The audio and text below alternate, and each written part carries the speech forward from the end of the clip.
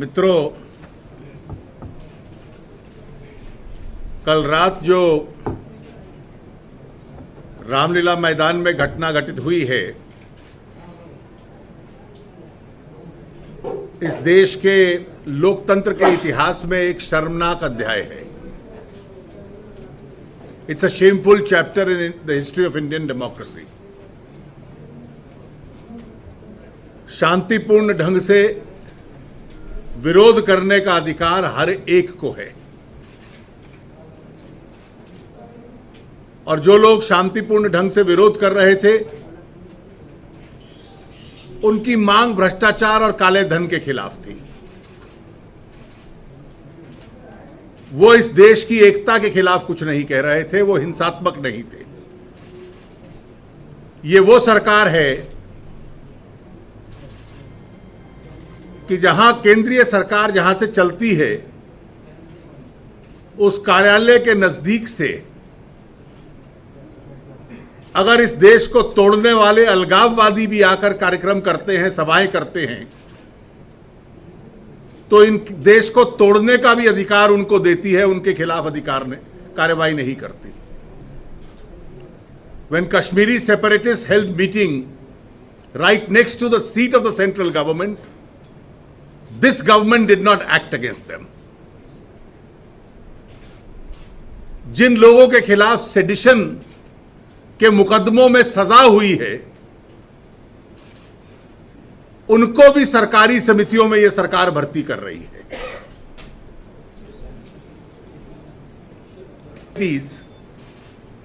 Those who have been convicted for sedition, लेकिन एक देशभक्त सन्यासी अगर भ्रष्टाचार के खिलाफ अपना आंदोलन शुरू करते हैं, तो उनको विरोध करने का भी अधिकार नहीं।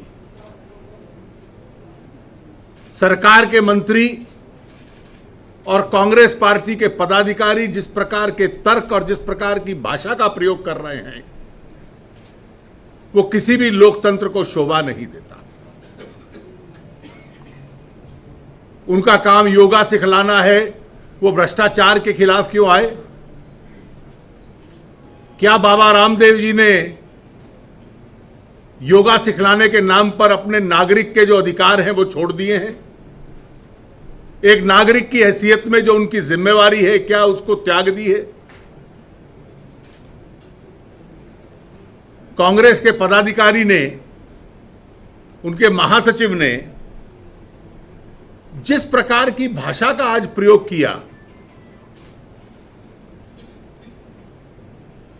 वो किसी भी लोकतंत्र को शोभा नहीं देती। The Congress General Secretary who used this language has been known both through his reasoning and idiom for lowering the level of political discourse in this country.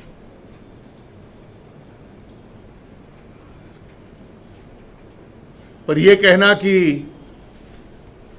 वो ठग हैं, वो चीट हैं, यह राजनीति की शैली नहीं है। जिनको वो इस प्रकार का मानते हैं कि क्या इस सरकार के 4 वरिष्ठ मंत्री, जिसमें श्री प्रणब मुखर्जी भी थे, एयरपोर्ट को स्वागत करने जब गए थे, तो उनको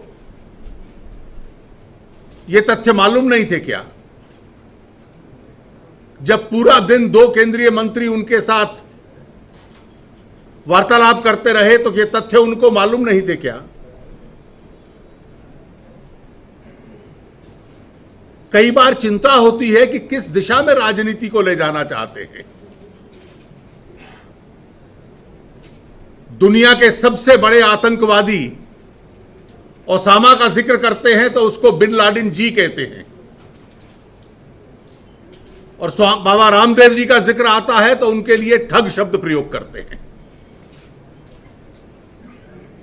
यह कांग्रेस पार्टी के पदाधिकारियों की और उस पार्टी की शैली, जिससे वो इस देश की राजनीति को गुमराह करने का प्रयास कर रहे हैं। एक बुनियादी सवाल है क्या शांतिपूर्ण तरीके से जो व्यक्ति भगवे वस्त्र पहनता है उसको विरोध करने का अधिकार नहीं है? क्या उसके समर्थकों को विरोध करने का अधिकार नहीं है? उसके विचार से आप सहमत हैं या नहीं है, यह दूसरा विषय है।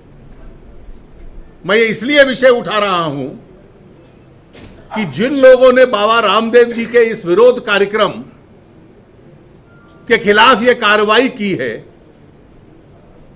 वो जस्टिफिकेशन दे रहे थे कि हमने सैयद अली शाह गिलानी के कार्यक्रम को क्यों नहीं रोका, जो इस देश को तोड़ना चाहते हैं। वो जस्टिफिकेशन देते हैं कि जिनको सेडिशन की सजा हुई है उनको सरकारी समिति का सदस्य हम क्यों बना रहे हैं।